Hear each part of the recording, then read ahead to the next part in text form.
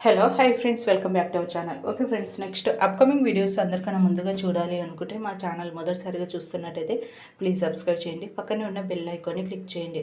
ఇప్పుడు మనం వీడియోలోకి వెళ్ళిపోదాము. ఇంకా రాధ దగ్గరికి దమయంతి వచ్చి తనని బ్లాక్మెయిల్ చేయడం జరుగుతుంది. ఏంటి రాధా, అసలు నువ్వేమనుకుంటున్నావు? మా విక్రమ్ని వదిలేసి వెళ్ళమని చెప్తున్నాను కదా, నీకు చెప్తూ ఉంటే అర్థం కావడం లేదు కదా. నాకు ఒకటి తెలిసింది, మీ నాన్న జైల్లో ఉన్నాడనేసి, మీ నాన్న బయటికి రావాలి అనేసి అనుకోవట్లేదా అనేసి అంటూ ఉంటుంది. ఏం మాట్లాడుతున్నారు మీరు అనేసి రాధా అంటూ ఉంటే, అవును, మీ నాన్న బయటికి రావాలి అంటే నేను చెప్పింది ఒకటి చెయ్యాలి, లేదంటే మీ నాన్న జైల్లోనే ఉంటాడు అనేసి ఇంకా రాధతో దమయంతి అంటూ ఉంటుంది. రాధ ఏమంటున్నారు, ఏంటో చేయాల్సింది అనేసి రాధ అడుగుతూ ఉంటే, అదే ఇంకా నాకు కావాల్సింది ఏముంది, నా కూతురు సంతోషం, విక్కీతో నా కూతురు పెళ్ళి కావాలి, అప్పుడే నా కూతురు సంతోషంగా ఉంటుంది, నా కూతుర్ని చూసి నేను సంతోషంగా ఉంటాను. ఇలా నా కూతురు బాధపడుతూ ఉంటే నేను అసలు చూస్తూ ఉండలేను. నేను నా కూతురు కోసమే నేను బ్రతుకుతున్నాను. నా కూతురికి ఏదైనా ఆపద, తను బాధపడుతూ ఉంటే ఎవరిని నేను లెక్క చేయను, ఎంతటికైనా నేను తెగిడిస్తాను అనేసి ఇంకా దమయంతి అంటుంది. దాంతో ఇంకా రాధ ఇంకా ఏమీ ఆలోచించకుండా అలాగే నిల్చొని ఉండిపోతుంది.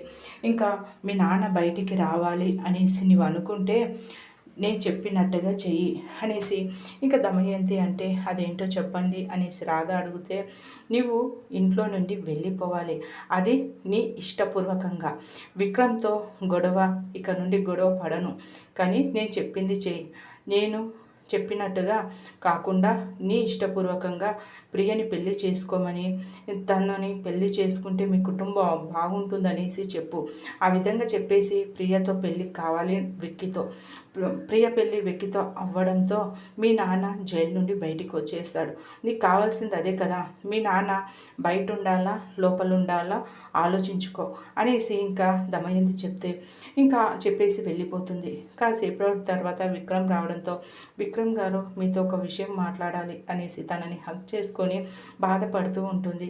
ఎందుకు రాధ గారు బాధపడుతున్నారు అనేసి అంటే, నేను ఏమంటున్నానంటే, మీరు ప్రియని పెళ్లి చేసుకోండి, మీ కుటుంబం మొత్తం చాలా సంతోషంగా ఉంటారు కదా, మీరంతా ఒకే కుటుంబం కదా, ఇలా గొడవలు పడుతూ ఉంటే నాకు కూడా నచ్చడం లేదు అనేసి ఇంకా రాధ చెప్పడంతో, అసలు ఏం మాట్లాడుతున్నావు రాధా, నాకు ఆ ప్రియ అంటే అసలు ఇష్టం లేదు, అలాంటప్పుడు నేను పెళ్ళి ఎలా చేసుకుంటాను అనేసి ఇంకా విక్రమ్ అంటాడు. లేదు, మీరు తప్పకుండా పెళ్లి చేసుకోవాల్సిందే అనేసి ఇంకా రాధ అంటే, ఏంటి ఈరోజు నువ్వు కొత్తగా మాట్లాడుతున్నావు, నిన్నెవరైనా బెదిరించారా చెప్పు అనేసి అడుగుతూ ఉంటాడు. లేదు, అలాంటిది ఏమీ లేదు, నేనే చెప్తున్నాను, ఎందుకంటే ఈ గొడవలు ఇవన్నీ నాకు నచ్చడం లేదు, అందుకనేసి ఇలా మాట్లాడుతున్నాను, మీరు ప్రియని పెళ్లి చేసుకోండి, ప్రియతో సంతోషంగా ఉండండి అనేసి ఇంకా తనతో, నాకు ఒక మాట ఇవ్వండి, నా మీద ఒట్టే, మీరు ప్రియని పెళ్లి చేసుకోకపోతే నా మీద ఒట్టే అనేసి ఇంకా తను చెప్పేసి బాధపడుతూ అక్కడి నుండి వెళ్ళిపోతుంది. ఇంకా విక్రమ్ మాత్రం ఏమీ అర్థం కాదు, అసలు ఎందుకు ఈరోజు కొత్తగా మాట్లాడుతుంది రాధా, అసలు ఏం జరిగి ఉంటుంది అనేసి ఇంకా ఆలోచనలో పడిపోతాడు. ఓకే ఫ్రెండ్స్, మా వీడియో కనుక మీకు నచ్చినట్టయితే ప్లీజ్ సబ్స్క్రైబ్ చేయండి, పక్కనే ఉన్న బెల్ ఐకాన్ని క్లిక్ చేయండి. ఇలాంటి వీడియోస్ అందరికన్నా ముందుగా చూడగలుగుతారు. Thank you.